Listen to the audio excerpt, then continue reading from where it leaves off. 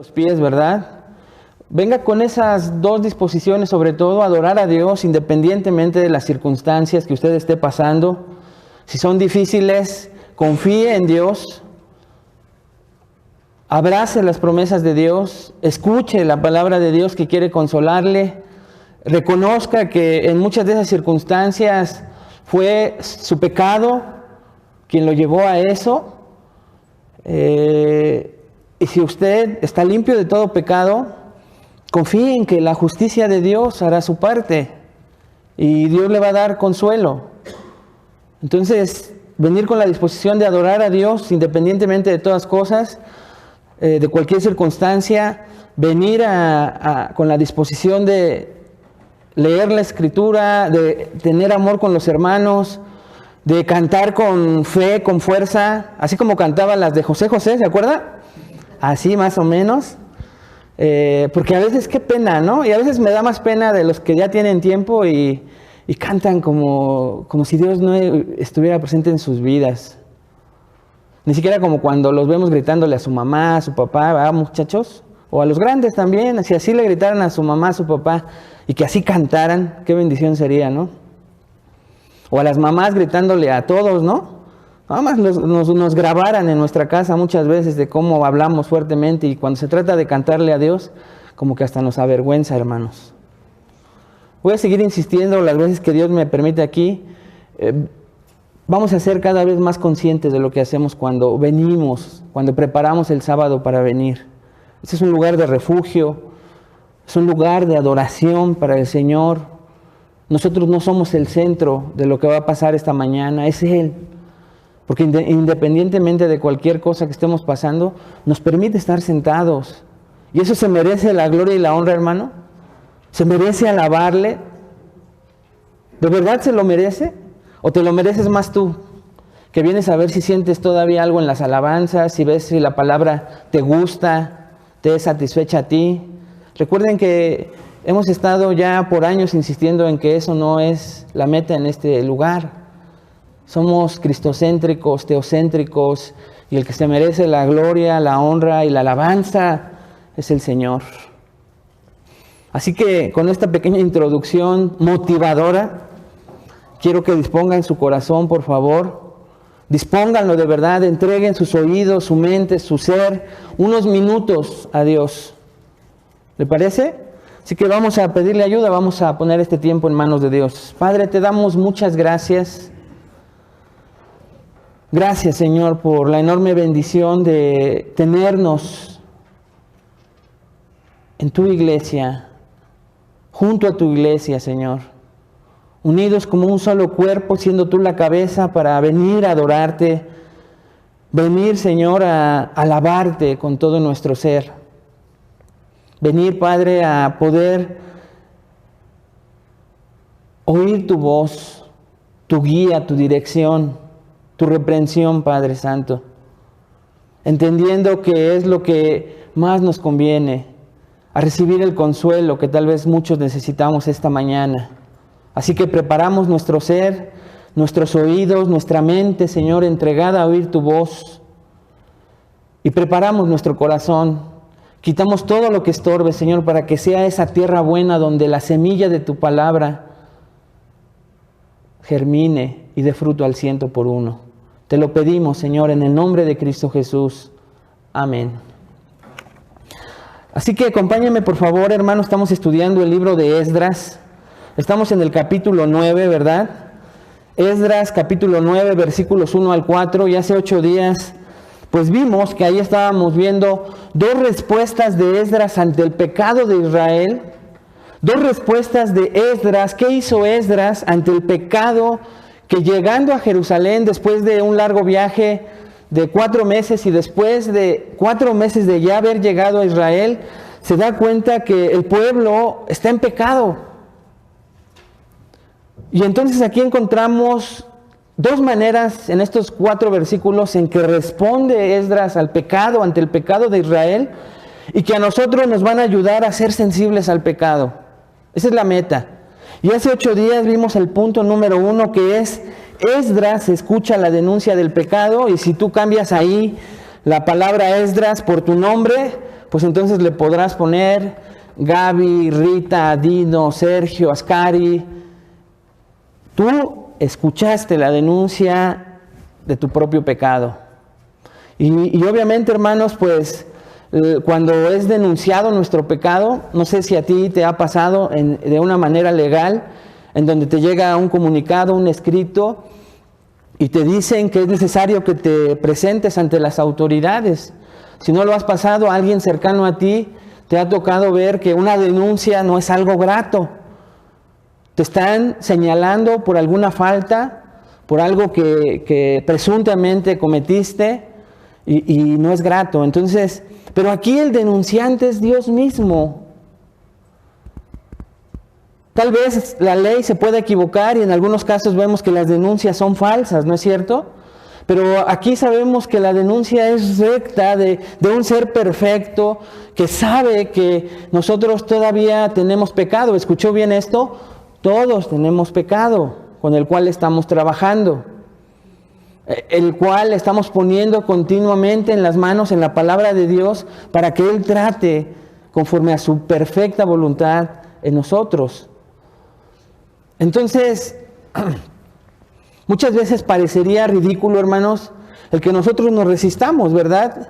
Y lo mejor es, como dicen coloquialmente, flojitos y cooperando para que la tierra de nuestro corazón sea tratada conforme Dios quiere tratar con nuestras vidas. Porque si no, hermano, estás en el lugar equivocado. Si tú no vienes con la disposición de ser tratado por Dios antes de ser consolado, te estás equivocando. Tengas el tiempo que tengas. Seminario, lo que tengas. Te sepas la Biblia de memoria. Si no vienes con la disposición de seguir siendo tratado por Dios, no es el lugar. Porque este lugar es para que reconozcamos y seamos santificados cada vez más a la imagen de su precioso Hijo. Y reconociendo nos falta mucho. Entonces, como que Dios hace 8 días nos quitó, pues nos desarmó, hermanos, de cierta manera, y denuncia nuestro pecado.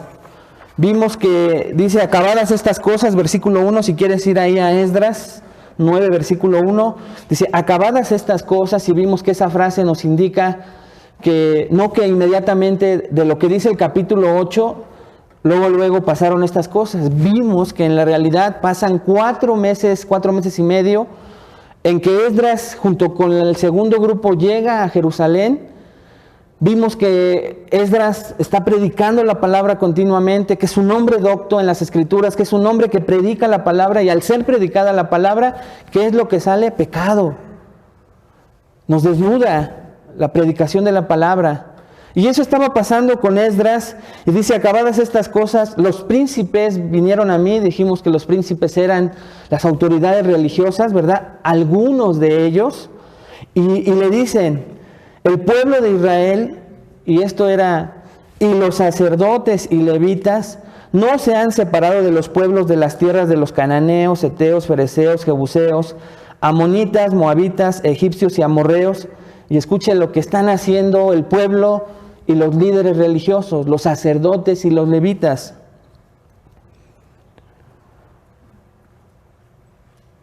Y hacen conforme a sus abominaciones. Entonces vimos, hermanos, que llega la denuncia de líderes religiosos que responden a la palabra de Dios correctamente, y entonces van a Esdras y le dicen, ¿sabes qué? El pueblo y algunos de nosotros, de los líderes religiosos, sacerdotes y levitas, siguen y no se han separado de los pueblos, de las tierras, de todas esas tierras que son idólatras y que hacen abominaciones. Eso es lo que están haciendo el pueblo y los líderes religiosos, que deberían de poner el ejemplo. Y entonces vimos que esta parte hablaba en nuestras vidas de que muchas veces así llega la denuncia de parte de Dios. Nos dicen, ¿sabes qué? Tú como cabeza en el hogar, tú como cabeza en el trabajo, como mujer, porque muchas veces decimos, bueno, gracias a Dios vivo solo, vivo sola, no tengo a quien darle ejemplo. Claro que tienes a quien darle ejemplo. Le das ejemplo a tus vecinos, a tus propios familiares inconversos. Ellos están atentos y ahí te conviertes en una autoridad espiritual y ellos quieren que tú te separes de nosotros, del pueblo de Dios, y que te unas a su manera de pensar, a su manera de convivir. Y la denuncia de Dios hace 8 días es que muchas veces nosotros cedemos. No es tanto que nosotros veíamos que Dios no era un Dios racista, ¿verdad? Porque muchos de estos pueblos provenían de los propios judíos mezclados. La preocupación de Dios era que ellos adoptaran las abominaciones que hacían, y se acuerdan que vimos que tanto Salomón como Acaz caían y cedían ante las cosas que las mujeres de estos pueblos realizaban, hacían. Y de repente ya los propios judíos y sacerdotes, líderes religiosos, estaban sacrificando niños. Y era de lo que Dios quería apartar. Por eso les decía, a estos pueblos los echaré de delante de ustedes. Ahí en Deuteronomio 7, del 1 al 4, Éxodo 34, ahí Dios les había dado un mandato de no juntarse con estos pueblos. Y Dios les había dejado claro al pueblo de Israel el por qué, porque iban a ceder, tarde que temprano iban a terminar, y era lo que estaba pasando ahí en Esdras. Entonces vimos que dice el versículo 2, porque han tomado de las hijas de ellos para sí y para sus hijos, y esto es lo que está pasando, dicen estos líderes, y el linaje santo ha sido mezclado con los pueblos de la tierra. ¿Por qué era un linaje santo? Lo aprendimos también. Era un pueblo escogido. Era el pueblo por donde iba a venir el Mesías. Y había peligro en que también el linaje santo se pervirtiera. Y entonces Dios quería guardarlo, cubrirlo. Y por eso ese mandato que parece muy legalista, que parece muy extremo de parte de Dios. Pero Él tenía unas razones perfectas del por qué les pedía que no se mezclaran con ellos. Vimos, hermanos, que continúa el versículo 2 y dice algo impresionante. Dice, y la mano de los príncipes, o sea, de los líderes religiosos y de los gobernadores, ha sido la primera en cometer este pecado. Y ahí el Señor se fue más profundo a la radiografía que hace 8 días nos hizo, ¿lo recuerda? O sea, esa parte que nosotros tenemos que revisar, en que nosotros en nuestro hogar, en la iglesia, en nuestro trabajo, en nuestro vecindario, no seamos los primeros en irnos en pos de dar un mal ejemplo, en irnos en pos de enseñarle a quienes vienen detrás de nosotros, a quienes por la gracia de Dios nos permite discipular, nos permite guiar en las cosas de Dios, de repente estén viendo que nosotros somos los primeros que damos los pasos para convertirnos, no de manera permanente, pero sí contaminarnos con las cosas y estar practicando las abominaciones en ese tiempo de esas naciones, de esos pueblos, pero hoy en día de prácticas de las cuales, escuchen esto, de las cuales Dios nos sacó. Y nos quedamos, hermanos, en una pregunta que es importantísima contestar el día de hoy. Y dijimos, bueno, ¿cómo entonces le vamos a hacer? Si yo tengo que trabajar en el mundo, ahí trabajo, ahí me desempeño. Normalmente mi vida cotidiana está en el mundo. ¿Cómo le voy a hacer? ¿Qué es lo que va a pasar? ¿Me tengo que aislar, meterme a una cueva? ¿Me tengo que ir a lugares donde haya colonias cristianas? ¿Qué es lo que tengo que hacer? Y entonces, hermanos, aprendimos que hay un mandato real, porque no solo lo vimos en Esdras, sino lo vimos en el Nuevo Testamento, y el Nuevo Testamento reafirma en el que no os unáis en yugo desigual, dice 1 Corintios 6:14. No os unáis en yugo desigual con los incrédulos, porque qué comunión tienen la luz con las tinieblas, y etcétera. Y por otro lado, hermanos, también Santiago dice que el que quiere hacerse amigo del mundo se hace enemigo de Dios. Y 1 de Juan dice, no améis las cosas del mundo, ni las cosas ni las personas, no améis lo que está en el mundo.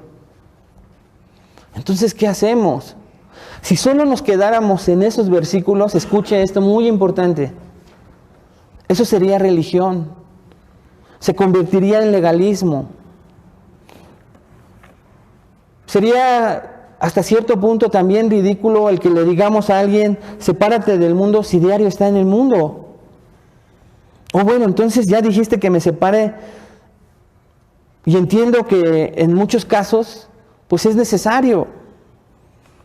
Y es claro, y eso es lo que tenemos que entender esta mañana. Tú y yo, delante de Dios, tenemos que ser honestos y tenemos que reconocer que hay lugares en donde no nos afecta, como le puede afectar a quien tienes al lado, el meterte en cosas del mundo. Pero que hay lugares que tú sabes en tu corazón que sí terminan influenciándote, que sí terminan contaminándote, que Dios ya dispuso en tu corazón, en tu conciencia, que es necesario te apartes, que ahí no puedes jugar, y ahí tu honestidad es importante para con Dios. Y al final vamos a ver, esto es lo que la religión ofrecería, solamente un sepárate. Pero el Evangelio de Cristo te ofrece algo mejor que quiero enseñarles al final de la prédica. Pero antes necesitamos ver el punto 2, ¿no?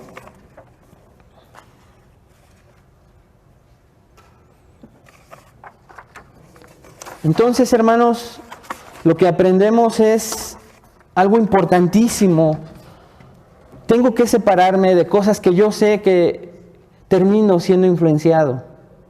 No puedo resistirme, no puedo contenerme. Voy con las mejores intenciones y termino haciendo, hablando y actuando como se actúa en ese lugar. Y entonces ahí falto a Dios, aunque a veces no quiera yo fallarle a Dios, termino fallándole.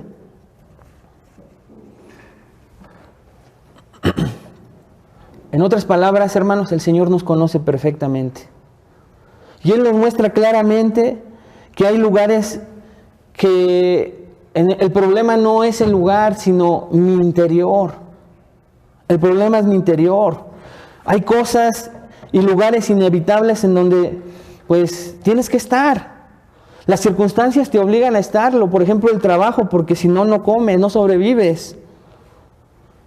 Pero hay otras cosas en las que tú solo vas y las buscas.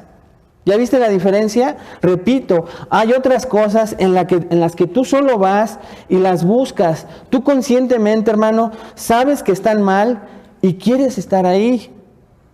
Tu carne te lleva como un imán a ellas y finalmente terminas haciendo lo que no quieres hacer. Puedes evitar estas cosas, pero no quieres. Esa es la gran diferencia. Puedes evitarlas, pero no quieres. Y esas son a las que se refiere la Escritura y lo que estamos estudiando en Esdras. Tú sabes que esas personas, esos lugares te van a influenciar, te van a llevar a actuar, a hablar y pensar equivocadamente. Incluso hay cosas que parecen inofensivas, pero que te van a hacer estar en una posición ociosa. Y repito, son lugares que tú sí sabes que puedes evitar, pero no quieres evitar. Y eso ahí se convierte en pecado. Ahí está la denuncia de Dios, ¿lo ves? En esos lugares en donde Él sí te dice claramente que tienes que separarte y tú no has querido. Esa es la denuncia de Esdras. Porque recuerden que tanto el pueblo como los sacerdotes y levitas ya habían recibido la instrucción de Dios, pero ellos desobedecieron deliberadamente. Esa es la denuncia. Entonces, ahora vamos a ver el punto número 2, también muy importante. La reacción de Esdras ante la denuncia del pecado. Dice el versículo 3, hermano. Acompáñame ahí leyendo tu Biblia. Dice el versículo 3. Cuando oí esto, ¿qué oyó? La denuncia. Rasgué mi vestido y mi manto y me senté angustiado en extremo. Haga una pausa ahí, hermanos. Ve lo que dice el versículo 3. Cuando oí esto, entonces van y le dan las noticias a Esdras y a continuación vamos a ver algo raro, pero vamos a explicarlo en el contexto en el que sucede para que usted entienda, por ejemplo, la frase, rasgué mi vestido y mi manto. Bueno, primero las prendas, lo que vemos es, el primer término, mi vestido, eran las túnicas, ¿recuerda? Pero lo importante es mi manto. El manto era algo que solo las autoridades religiosas tenían Y entonces por eso es que Esdras menciona las dos. Son dos prendas que él trae, su vestido y su manto, y literalmente las rompió. Eso fue lo que hizo, las rompió. Josué 7:6 nos indica que alguna vez Josué hizo exactamente lo mismo. Dice Josué 7:6, entonces Josué rompió sus vestidos y se postró en tierra sobre su rostro delante del arca de Jehová hasta caer la tarde, él y los ancianos de Israel, y echaron polvo sobre sus cabezas. Esto sucedió después de que Israel va a una guerra con los de Jai. Usted lo puede ver ahí completo en Josué 7, y pierden la batalla. Y pierden muchas vidas, y a Josué le duele tanto el perder esas vidas, que una manifestación de ese dolor es romper sus vestidos. Si usted nota, ahí nos dice que también su manto, porque Josué era un militar, no era un sacerdote ni autoridad religiosa. Pero Esdras sí hace las dos cosas, romper su vestido y su manto. Job también es un ejemplo de lo que él hizo. Job estaba pasando por pruebas demasiado duras, y vea lo que pasó en Job 1:20. Dice Job 1:20, entonces Job se levantó y rasgó su manto y rasuró su cabeza y se postró en tierra y adoró. Entonces vemos que cada vez que los judíos se encontraban ante una situación de tristeza, dolor, combinado con impotencia, frustración, los llevaba a desgarrar sus vestidos, sus vestiduras, y manifestaban de esa manera su malestar. Pero Esdras no se queda solo en eso, hermanos. Ahora note lo que hace a continuación. Si a usted se le hace raro, o se le haría raro hoy ver a alguien, ¿no? Por eso es que muchas veces entre los jóvenes o los no tan jóvenes, usted cuando platica con un cristiano y le cuenta algo, o le quiere contar un pecado, le dice, te voy a contar algo, pero no te vayas a desgarrar tus vestiduras, ¿no? Pensando en que esa confesión puede hacer que en ese momento el que esté enfrente se va a desgarrar las vestiduras. Pero sería raro, pero ahora viene algo más raro. Vea lo que dice la siguiente frase del versículo 3. Y arranqué pelo de mi cabeza y de mi barba. Entonces, imagínese esto, hermano. Arranqué pelo de mi cabeza y de mi barba. Es importante conocer qué significaba en el contexto. En el contexto judío de esa época, era una señal, escuche, de duelo. Era afeitarse la cabeza por el dolor que estaba pasando en ese momento Esdras. Era un dolor tan intenso que manifestaba no solo desgarrándose las vestiduras, rompiéndolas, sino que en el caso de Job, si usted vio, también dice que se rasuró la cabeza. Entonces, con ese tipo de cosas, y se echaban polvo, se tiraban sobre el piso y se echaban polvo y cenizas. Y era una manifestación de un dolor tan inmenso, tan profundo, que los demás tenían la oportunidad de ver lo que esa persona estaba padeciendo. Normalmente era rasurarse la cabeza en señal de duelo. Pero aquí lo que Esdras hace es que con sus propias manos se arranca pelo de su cabeza. Ya aquí no está mi cabeza, ¿va? Aquí está mi cabeza. De su cabeza y de su barba. Fíjese qué grado de dolor había. Yo he visto que hay personas que casi se arrancan la cabeza cuando están enojados, ¿no? Pero esta era una manifestación de un dolor intenso, tan intenso, que es la única vez que usted ve que alguien literalmente con las propias manos se arranca el pelo de la cabeza y de la barba. Lo normal era rasurarse, pero aquí Esdras lo que hace es con sus propias manos hacerlo. Si usted ve el libro de Nehemías, Nehemías toma otra actitud, todavía un poco más trágica, porque cuando a Nehemías van y le dicen que el pueblo está pecando, él no se desgarra las vestiduras ni su manto, ni tampoco se arranca el pelo. Él va y directamente a los pecadores se los arranca literalmente. Él va y les dice, a ver, parte de su pelo, ¿no? Lo que muchos pastores pudieran hacer ahorita con muchos de nosotros. Están pecando, órale, imagínense, ¿cuántos pelones habríamos aquí? Levante su mano, ¿no? No. Eso era lo que estaba pasando, ¿no? Entonces Esdras actúa de una manera. De hecho, ahí hay un pecador. No es cierto, Cris. Había en ese momento reacciona de una manera Esdras y Nehemías reacciona de otra manera, pero pues esto lo decimos en broma, hermano, en ese momento era algo terrible. Decíamos hace 8 días, era una tragedia lo que estaba sucediendo en ese momento. Entonces la reacción de Esdras parece un poquito exagerada, parece pues de un judío, tal vez, si usted se lo imagina, de esos que traen su sombrerote negro, su kipá puesto, y que de repente usted lo ve haciendo ese tipo de cosas, ¿no? Isaías 15:2, en una profecía que Dios hace contra una nación que se llama Moab, dice lo siguiente, Isaías 15:2, vea, subió a Bayit y a Dibón, lugares altos, a llorar, sobre Nebo y sobre Medeba, aullará Moab, toda cabeza de ella será rapada y toda barba rasurada. Es una profecía de lo que iba. Cuando dicen toda cabeza de ella será rapada y toda barba rasurada, es que todo el pueblo, hermano, todo el pueblo iba a sufrir el dolor. ¿Sabe de qué? De la esclavitud de la cual ahorita están saliendo.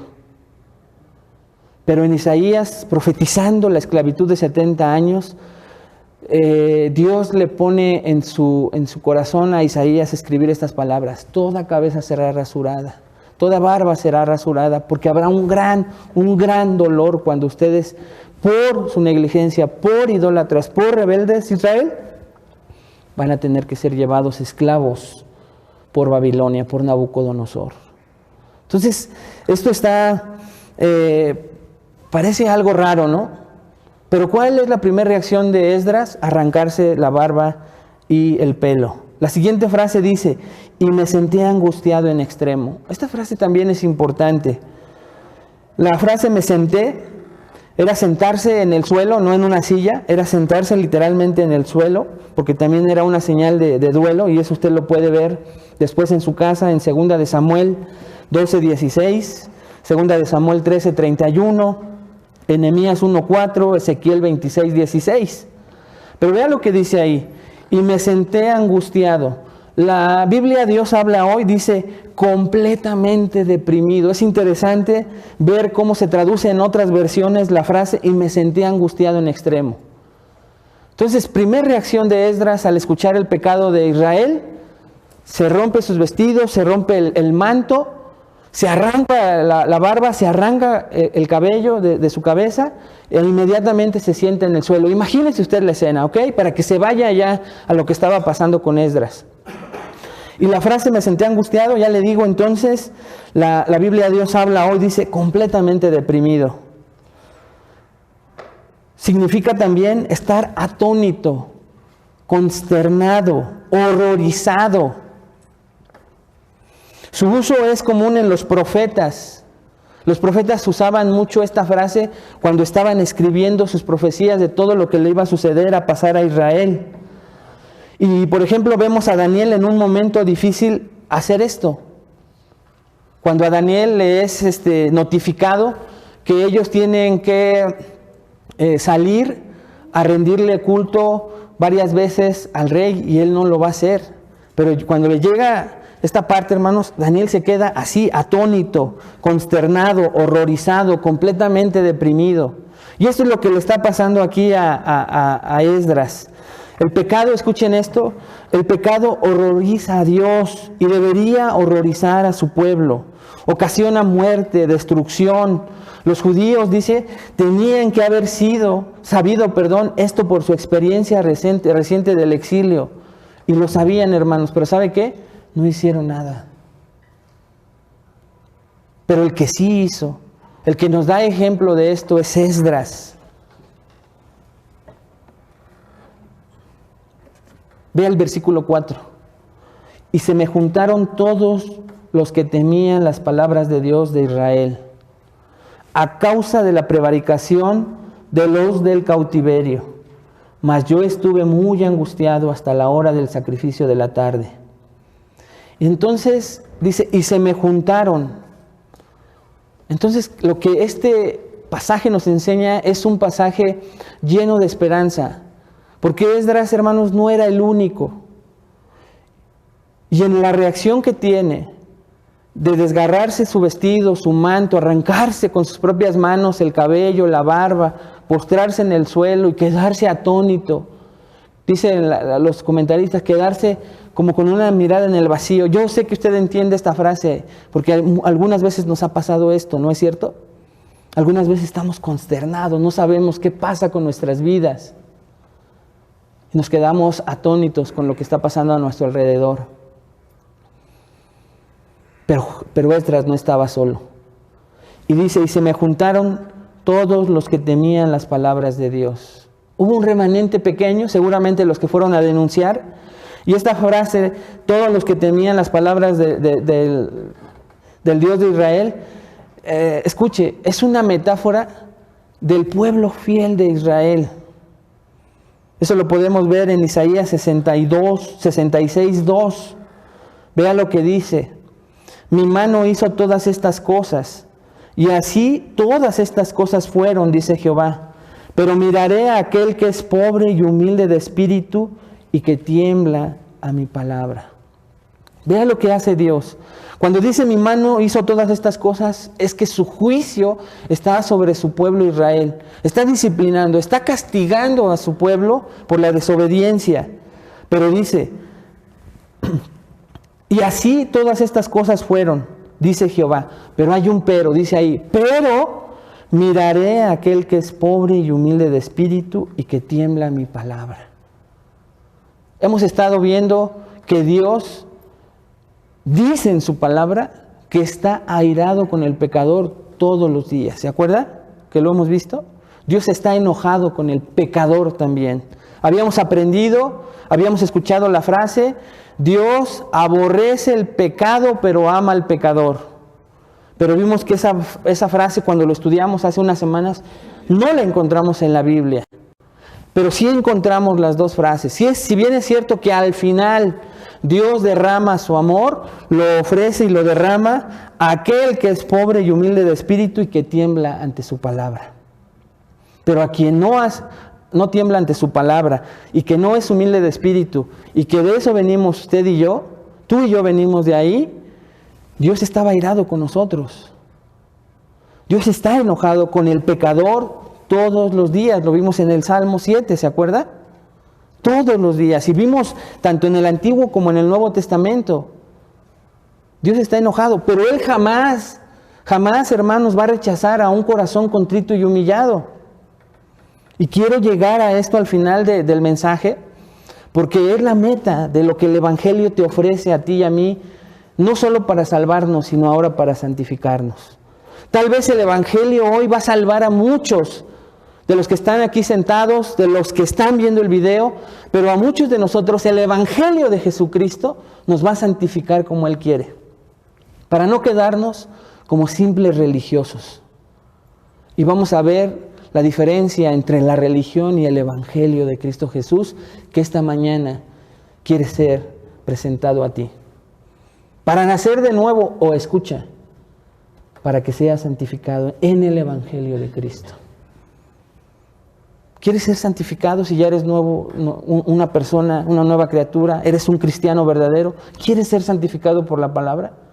Escucha el Evangelio esta mañana. ¿Quieres nacer de nuevo? ¿Te das cuenta que el Evangelio no te ha hecho nacer de nuevo? El Evangelio, las buenas nuevas son para ti esta mañana. Pero antes de las buenas nuevas, las buenas noticias, tenemos que ver las malas. Tenemos que ver la condición en la que el pecado lleva a la humanidad. Lo terrible, lo odioso, lo abominable que es el pecado, hermano. Lo tenemos que ver.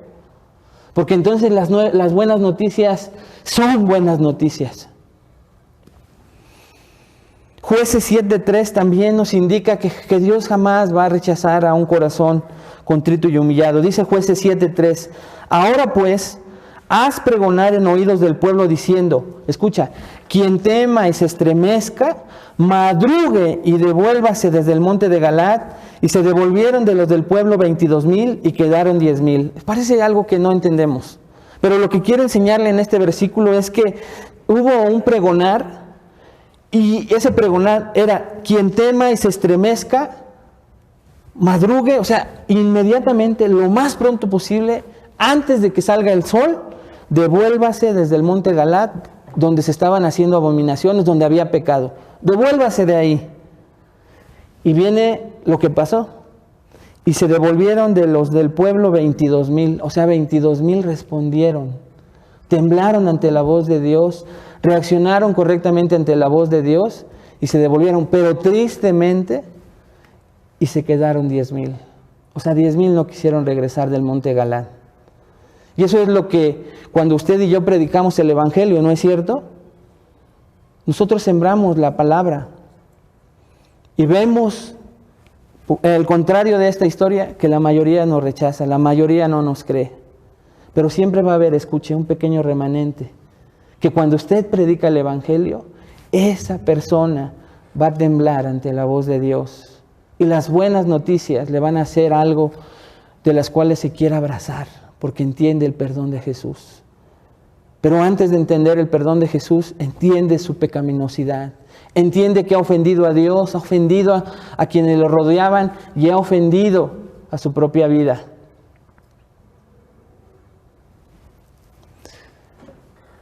Pero también es cierto, escuche esto esta mañana usted, que lo mismo nos pasa a nosotros muchos domingos aquí sentados y sentadas.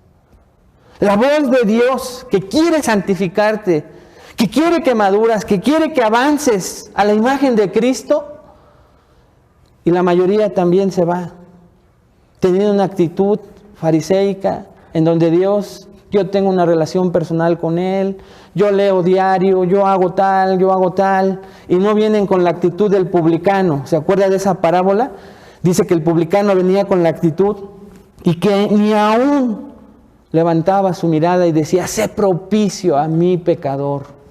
Y esa es con la actitud con la que en la introducción le decía que tenemos que reunirnos cada domingo, hermanos, con una actitud como la del publicano, listos para oír la voz de Dios, porque después de oír la denuncia de nuestro pecado, del cual nos manchamos en la semana, siempre va a venir el consuelo. Pero no puede venir consuelo a un corazón soberbio, que quiere presumir que tanto hizo para Dios en la semana, o un corazón distante de Dios toda la semana también, de la lectura, de la oración, de escuchar predicaciones, tener comunión con los hermanos. Es necesaria la denuncia, ¿se da cuenta? Necesitamos la denuncia del pecado. Se oye fuerte, se oye muchas veces ofensivo, pero es a nuestra carne a lo que se ofende. Dice la siguiente frase del versículo 4. Mas yo estuve muy angustiado hasta la hora del sacrificio de la tarde. Y esta frase dice, entonces llegaron de los que temían a Dios y estuvieron ahí acompañando en ese mismo dolor a Esdras, y vea cuánto tiempo estuvo. Dice, estuve muy angustiado hasta la hora del sacrificio de la tarde. Si no entendemos qué era el sacrificio de la tarde, pues podemos decir, bueno, ¿cuántas horas estaría Esdras? Vamos, acompáñenme rápidamente a Éxodo 29, 38 al 43.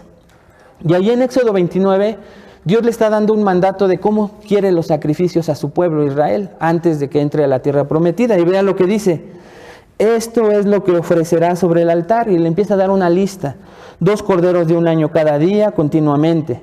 Ofrecerás uno de los corderos por la mañana, y aquí esto es importante, uno por la mañana, y vea, y el otro cordero ofrecerás a la caída de la tarde. O sea, había sacrificios en la mañana y había sacrificios en la tarde. Versículo 40. Además, con cada cordero, una 10ª parte de un efa de flor de harina amasada, con la 4ª parte de un hin de aceite de olivas machacadas. Y para la libación, la 4ª parte de un hin de vino. Vea el versículo 41. Y ofrecerás el otro cordero a la caída de la tarde. Entonces, un cordero en la mañana, otro en la tarde, había 2 sacrificios. Haciendo conforme a la ofrenda de la mañana. O sea, lo que haces en la mañana, lo vas a hacer en la tarde. Y conforme a su libación, en olor grato, ofrenda encendida a Jehová, versículo 42. Esto será el holocausto continuo, dice el Señor, por vuestras generaciones. O sea, lo van a hacer siempre. Sacrificios en la mañana, sacrificios en la tarde. A la puerta del tabernáculo de reunión, delante de Jehová, en el cual me reuniré con vosotros. Escuche, esto era impresionante, no tenemos tiempo de verlo. Pero tenía un motivo estos 2 sacrificios, tanto en la mañana como en la tarde, dice el Señor, en el cual me reuniré con vosotros. ¿Para qué, hermanos? Para hablaros ahí. A lo mejor no se lo imagina, pero se escuchaba la voz de Dios cuando pasaba esto. Era impresionante. Decía Dios, yo quiero estos sacrificios. Y recuerde, los holocaustos era ¿para qué? Para la expiación de los pecados, para la libación de los pecados. Y después de los sacrificios venía la voz de Dios. No venía antes. Entonces lo que vemos ahí, hermanos, dice el versículo 43, ahí me reuniré con los hijos de Israel y el lugar será santificado con mi gloria. Todavía no entendemos mucho lo que es la gloria de Dios. Pero la gloria de Dios en la mañana y en la noche con el pueblo de Israel estaba presente, hermanos. La gloria de Dios, cuando usted ve que están al pie del monte Sinaí todo el pueblo y manda a Moisés por las tablas, dice que la gloria de Dios cubrió también todo ese lugar y que el pueblo estaba espantado, aterrorizado por la gloria de Dios. No hemos entendido qué es la gloria de Dios. Pero si pudiéramos resumirlo ahorita rápidamente, la gloria de Dios es el conjunto de todos sus atributos presentes en algún momento de la vida de este pueblo. Y la gloria de Dios estaba, y cada mañana y cada atardecer cuando se hacían holocaustos, estaba la gloria de Dios. Impresionante. Entonces, el sacrificio de la mañana era a las 9. Y el de la tarde era a las 3. Entonces, ¿cuántas horas estuvo ahí? 6 horas estuvo Esdras. ¿Cómo dice que estuvo, hermano? Atónito, aterrorizado, sin palabras, deprimido, por oír cómo estaba pecando Israel. Esa es la reacción que vemos, escuche, de un hombre de Dios. ¿Cómo podemos aplicar esta mañana estas dos grandes verdades? De la reacción de Esdras ante la denuncia del pecado. Y hace 8 días que vimos la denuncia del pecado. ¿Cómo lo podemos aplicar a nuestras vidas? Ponga muchísima atención. Vea lo que vimos entonces. Estos hombres se estaban casando con las mujeres de estos pueblos. El matrimonio mixto introducía inevitablemente en el seno de Israel no solo la religión mixta, hermanos, sino la ética y la cultura mixta. Por eso era que Dios no quería. Y esto diluía el compromiso del pueblo de Dios y su testimonio ante las naciones. Si podía ser un testimonio fuerte, lo diluía porque ellos mismos tenían y caían en las abominaciones de las creencias de estas mujeres. Manchaban el nombre del Dios de Israel. Y escuche, y si el matrimonio mixto ya era de por sí un atentado contra la ley de Dios, ¿qué decir de los divorcios que muchas veces lo precedían? Lo vamos a ver más adelante. Pero entonces estos hombres llegaban casados y al gustarles mujeres de otros pueblos y abominaciones, así se divorciaban, como hoy pasa, con muchos jóvenes y no tan jóvenes. Pero la cultura ha impregnado a nuestro país y al mundo de ver al matrimonio no como la institución creada por Dios, sino como la institución creada ya no por cualquier país, sino por cada localidad, porque en cada localidad hay ciertos requisitos, principios y creencias acerca del matrimonio. Pero la que impera es la que, en la libertad que tenemos, para mí el matrimonio es solo la unión entre dos personas. Es más, ya no tiene que haber un papel. Eso es un matrimonio para mí. En el momento que yo ya no quiera, en ese momento yo me separo. Y en Israel pasaba lo mismo. Recuerden que muchos de los judíos ya en tiempos de Jesús, porque no cocinara bien la esposa, se podían separar de ella. Nada más imagínense. Muchas hermanas dicen ahorita, ya estuviera divorciada. No es cierto. Todas tienen un gran sazón y lo he probado, Entonces por ahí no iba la cosa. Pero si no les gustaba al marido cómo estaban peinadas, también se podía divorciar de ustedes. También muchas podrán, no, tampoco, ahí no. Pero eran cosas ridículas por las que se podían divorciar. Pero no es tanto de lo que pasa hoy. Espiritualmente, hermanos, muchos cristianos, de verdad, yo le digo algo. Yo sé que no necesito decírselo. Pero fíjese mucho en mi testimonio. Fíjese mucho en el testimonio de nuestro amado pastor. Fíjese mucho en el testimonio del liderazgo, hombres y mujeres líderes que hay aquí. Fíjese mucho. Porque decíamos hace 8 días que usted no va a creer lo que escucha de nosotros, sino lo que ve de nosotros. Es normalmente, hermano, lo que usted va a creer, no lo que escucha de nosotros, lo que ve de nosotros. Pero lo mismo pasa en tu hogar, varón. No tengo hijos, está tu mamá, está tu papá, están tus vecinos. Ellos van a creer lo que ven de ti, no lo que escuchan de ti. ¿Qué están viendo de ti?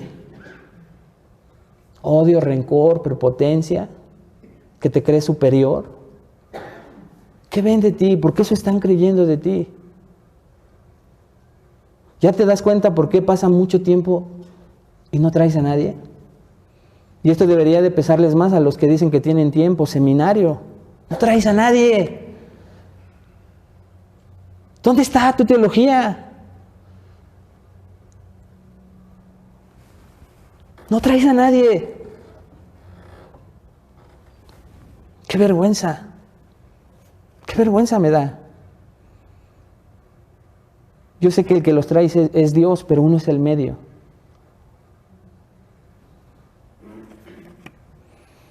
Y más que nosotros traigamos a alguien, de repente ya nos encontramos en su territorio, en su mundo, riéndonos, conviviendo, cayendo en sus abominaciones.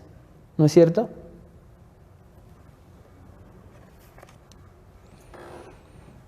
En la frase, los que amaban la palabra de Dios, podemos decir de ella lo siguiente, hermanos. Esta es la frase más bonita que pudiéramos ver aquí.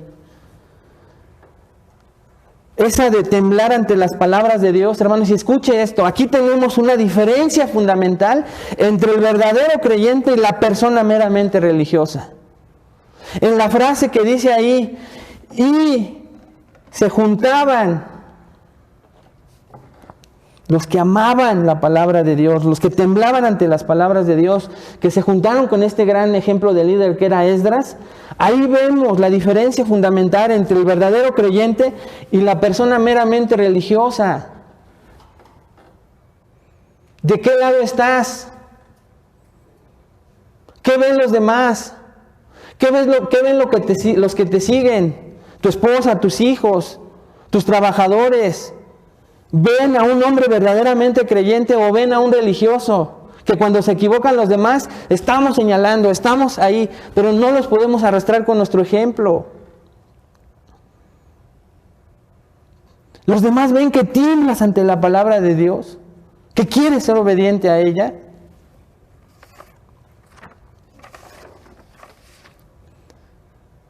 Muchos líderes, cabezas, autoridades estaban haciendo abominaciones, pero había un pequeño remanente que temblaba ante las palabras de Dios y que sentía el mismo dolor por el pecado de Israel que Esdras.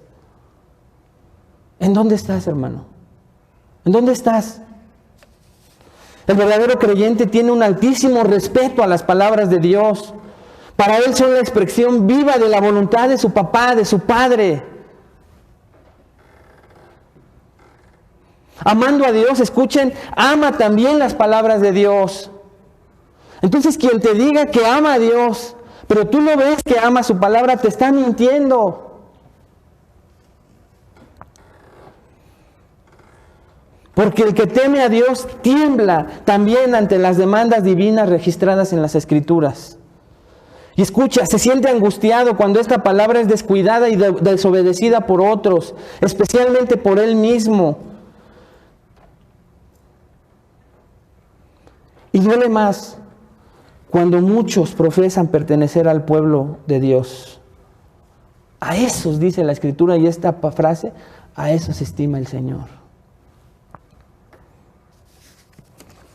Hermano, ¿qué te hace reír?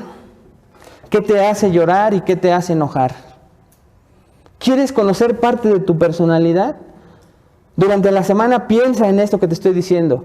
¿Qué te hace reír? ¿Qué te hace llorar? ¿Y qué te hace enojar? Y ahí vas a encontrar mucho de dónde estás espiritualmente.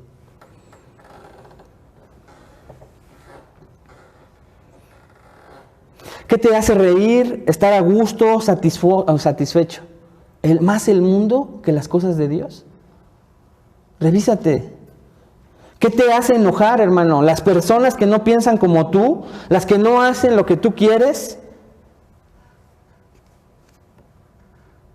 ¿Que las cosas no salgan como tú quieres?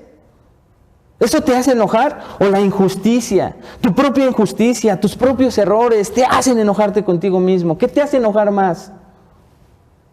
Hermano, ¿qué te hace llorar? Tu pobreza, que perdiste algo material, tu situación financiera, tú, o el pecado que ves en ti, el pecado de las personas sin Cristo que van camino al infierno. ¿Qué te hace llorar más? Y ahí te vas a encontrar en tu vida espiritual. ¿Quieres conocerte un poco más? Medita, reflexiona esta semana. ¿Qué te hace reír? ¿Qué te hace llorar? ¿Y qué te hace enojar?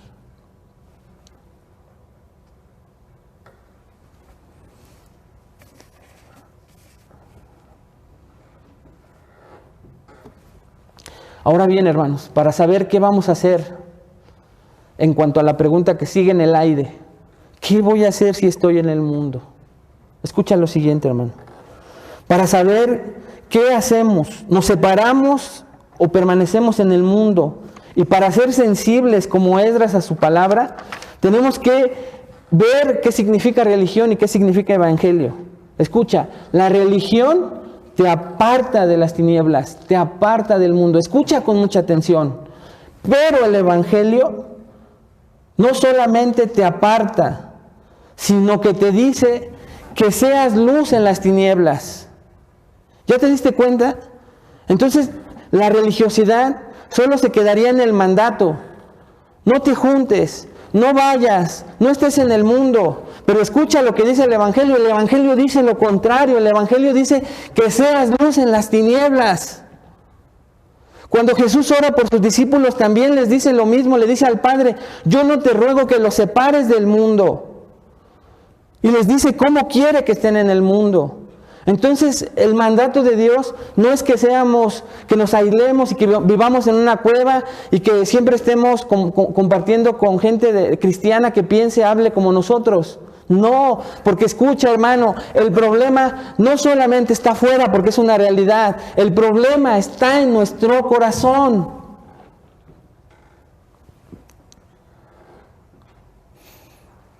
Escucha, hermano, la religión no cambia. Solo te viste, pero el evangelio te transforma. El evangelio sí te cambia y te transforma. La religión te dice: no vayas aquí, no vayas allá. ¿Sabes por qué? Porque la religión sabe, hermano, que como no has cambiado, tarde que temprano tu corazón va a volver a hacer lo mismo. La religión te mete, hermano, en una cueva, te mete en un lugar. Te dice que solo estés en los lugares donde piensan como tú, hablan como tú. ¿Y sabes por qué? Porque la religión no sabe que el pecado solamente está afuera. La religión tampoco sabe que el pecado está aquí en nuestro corazón. Y por eso solo se limita a decir no, no, no, no. El evangelio, hermano, escucha, no te dice que no vayas. Te dice: sé luz en medio de las tinieblas. El evangelio, hermanos, cambia tu corazón y puedes estar en el mundo y ser luz en medio de esas tinieblas. La religión, entonces, hermano, te separa del mundo. El evangelio te libra del mundo. Un ejemplo de ello son los apóstoles. Si los apóstoles se hubiesen aislado después de que Jesús los discipuló, tú y yo no estuviéramos aquí. Pero ellos fueron a hacer luz en las tinieblas. ¿Y sabes por qué lo pudieron hacer?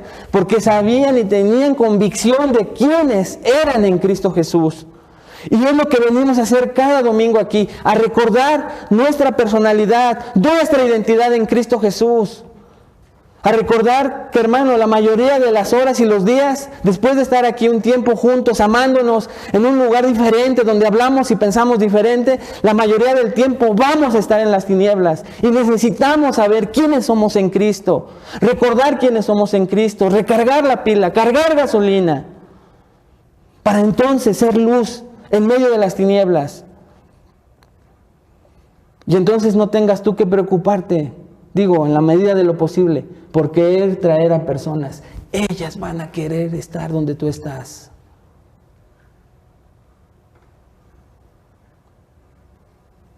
No, aléjate de la religión, hermano.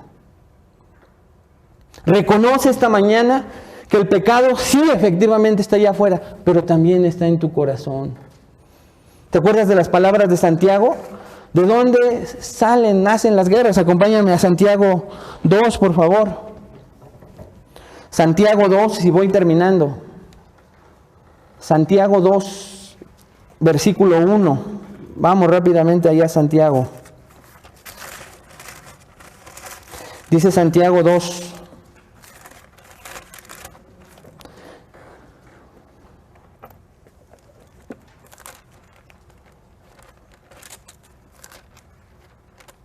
Santiago 4, perdón. ¿De dónde vienen las guerras? Dice Santiago 4. ¿De dónde vienen las guerras y los pleitos entre vosotros? ¿No es de vuestras pasiones las cuales combaten en vuestros miembros? Codiciáis y no tenéis, matáis y ardéis de envidia y no podéis alcanzar. Combatís y lucháis, pero no tenéis lo que deseáis porque no pedís. Pedís y no recibís porque pedís mal para gastar en vuestros deleites. Oh almas adúlteras, ¿no saben que la amistad del mundo es enemistad contra Dios? Cualquiera pues que quiera ser amigo del mundo se constituye enemigo de Dios. Pero Santiago lo primero que hace es decirles, recordarles a esa audiencia que efectivamente nosotros externamente vemos que las guerras, los pleitos, parece que vienen de afuera, pero él dice, no, vienen de adentro, de sus concupiscencias.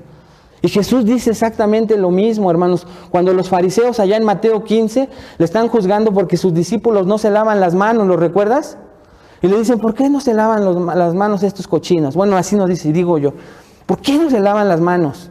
Y Jesús les dice una enseñanza contundente, que lo que contamina al hombre no es lo que viene de fuera del hombre, sino lo que sale del hombre. Y le dice, porque de su corazón salen los malos pensamientos, el pecado, el adulterio, todo lo malo y la podredumbre sale de nuestro corazón. Entonces lo que tenemos que hacer para reafirmar esta mañana, hermanos, tenemos que ir al Evangelio. ¿Sabes por qué Dios nos pone contra la pared ante nuestro propio pecado? Para que reconozcas esta mañana que no puedes sin Cristo. Eso es el Evangelio. Aquí están las buenas noticias, hermanos, para ti que tal vez por primera vez lo escuchas. No podemos contra el pecado, eres esclavo del pecado. Pero de tal manera amó Dios al mundo que envió a su Hijo unigénito para que todo aquel que en Él crea no se pierda, mas tenga vida eterna. Aquí está para ti. Escuchamos esta semana, hermanos, una predicación tremenda del pastor MacArthur. ¿Y cuántas veces hemos escuchado la frase, el que esté cargado y trabajado, venga que yo lo haré descansar? La frase, hermanos, cargado, trabajado, cansado, no significa el que tiene problemas y viene como víctima. El que dice cargado y cansado es el que está harto del pecado, harto de la vida. El que está completamente dispuesto a arrepentirse. Y dice, y si aceptas eso, yo te voy a hacer descansar. No te voy a hacer descansar de tu enfermedad, que mientras estés enfermo vas a venir. De tu situación económica, que mientras cambia vas a venir y después te vas. De tu situación emocional, que cuando cambia después te vas. No, si de veras estás cansado y harto del pecado, yo te voy a hacer descansar. Ese es el Evangelio de Cristo Jesús. Pero no solamente para que el que escucha por primera vez, también para nosotros los creyentes. El Evangelio sigue intacto, hermanos, sigue intacto. Y Dios nos dice, yo te pido que donde tú te encuentres y sepas que vas a ceder, aléjate. No te acerques a esos lugares, a esas personas, aléjate. Porque yo y tú sabemos que vas a ceder y vas a terminar siendo influenciado. Pero sé valiente. Y cuando estés listo, sabiendo quién eres en Cristo Jesús, ve a esas tinieblas y ve y comparte y sé luz. Las dos cosas hay que hacerlas, hermanos. Es bíblico y eso lo dice la palabra de Dios. Aléjate. ¿Y sabes qué, hermano? Lo más maravilloso que ofrece el Evangelio: perdón constante. Y el mayor error de muchos creyentes hoy en día es pensar que están limpios como lo pensaban los fariseos. Y entonces perderse estas buenas palabras de consuelo, de perdón, siempre ofrecido por Cristo Jesús. Porque si confesamos nuestros pecados, Él es fiel y justo para perdonarnos y limpiarnos de toda maldad. Por primera vez estás escuchando y reconoces que estás cansado, trabajado. Jesús quiere cargarte. Por enésima vez, después de varias semanas tal vez siendo duro, fariseo, hoy reconoces que también estás cargado, trabajado y sigues necesitando de Cristo. Él quiere cargarte. Él quiere cargarte. No va a despreciar un corazón contrito y humillado. ¿Cómo te vas a salir de estas puertas? ¿Reconociendo tu necesidad de Cristo? ¿O diciendo yo puedo, yo solo puedo? Vamos a escuchar este canto, hermanos, vamos a terminar la oración. Y siéntese y lea, escuche las palabras. Si quiere cantar, cante. Vamos a inclinar con nuestro rostro, vamos a terminar la oración y en cuanto termine la oración ponemos el canto. Y bueno, vamos a ponernos de pie y lo cantamos. Vamos a ponernos de pie, hermanos, vamos a orar. Y vamos a decirle a nuestro Señor: Padre, te damos muchas gracias. Gracias porque en este pasaje de Esdras 9 nos reflejamos, Padre. Nos encontramos en Él. Hemos escuchado la denuncia de nuestro pecado y queremos reconocerlo. Sí, Señor, reconocemos que es doloroso, confrontante, que nos molesta, que nos es incómodo, Señor. Pero te damos gracias, Jesús.